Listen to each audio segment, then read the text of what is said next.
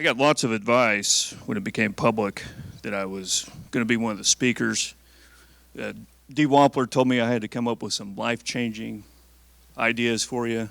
I appreciate Dee setting the bar so high for me. I do want to clarify I've never been one of Dee's clients. I do consider him to be a good friend.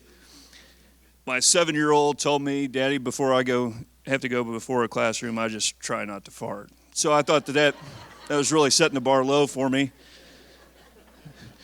And I really appreciated her giving me that excellent advice. If you look at my ideas that I've given you, are there any perfect people out there? If you're perfect, raise your hand right now. Oh, great. Has anybody not made a mistake in their life? Had failure? Hey, that's awesome. See, the country can't even agree 50% of the time on things. We just agreed on 3 issues 100% of the time. So this speech is going to go really well the rest of the way. But if you look at how I think successful people are really successful is they surround themselves with good people. I call it A-plus talent.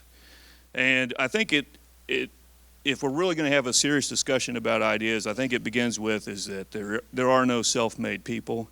There are people who have been successful because others have helped them achieve that result. And they've gotten the recognition, but others should have that recognition as well.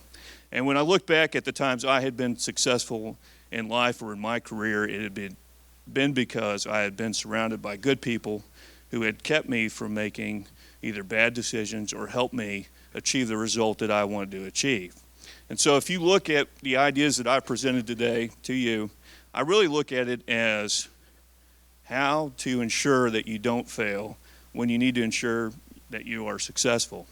And a couple of things that I've done at Epic to ensure that we're successful is that I literally recruit everybody that I want to come work at Epic. And I did that because I wanted A-plus people around me. And we have an open door policy at Epic.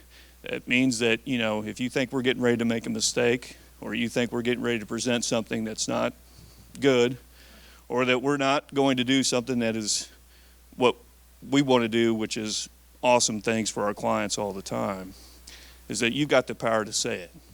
Now that makes for some uncomfortable conversations at times. It really does. I don't like hearing, hey, Nate, you really suck, right? Nobody wants to hear that. But at the end of the day, what it has done is it's created good work product. Now, nobody at Epic gets to be the Monday morning quarterback. After the ship has sailed, you don't get to say, oh, I told you so, right? Nobody wants to hear that. But I do think what it does is it allows everybody to have say. It allows everybody to have buy-in. It empowers everybody at the end of the day to say we gave it our best shot. And I think what it also does is it makes every morning they get up and they know that they're going to be empowered to do their jobs. And I'm not a perfect person. My wife, she's here today. She'll tell you, I'm not a perfect person. But I will tell you, I've had successes in life because of the people that have surrounded me. If you look at Walt Disney, one of the most successful Missourians out there, if you go to the Capitol in Jefferson City, his bust is up there. Do you think Roy Disney would be where he is at today without his brother Roy? No, he wouldn't. He would not have achieved the results that he achieved in his life without his brother Roy. So my advice and counsel to you is to surround yourself with A-plus talent. Steve Jobs. Everybody thinks Steve Jobs was one of the most awesome Americans to ever walk the planet. And he deserves the credit that he got. But what about Wozniak? Abraham Lincoln, right? Probably the best president the United States of America has ever had. He's also credited with having one of the best cabinets ever. So my point in all of this is to advise that you do everything you can to have A-plus talent around you. Some of you have mentors. Who has mentors? I have 4. They know who they are. I'm not going to point them out or call them out. How much time do you invest with your mentor? Do you know what's going on in their life, or is it all about you? A mentor should not be a one-way relationship. If it's a two-way relationship, you're going to get the most impact out of each other. I think one of the best things that I've ever heard from my time in serving lots of elected officials is from John Marshall, who's now a retired pastor at Second Baptist. But he told Governor Matt Blunt when he was inaugurated, he said, "You'll know it's time to come home when you start buying into your own press releases." And that's one of the most truistic things I've ever heard in American politics. But I also tell you it applies to your life. And I would say, don't go buying into every single one of your social media posts, because we all know your life is not that great.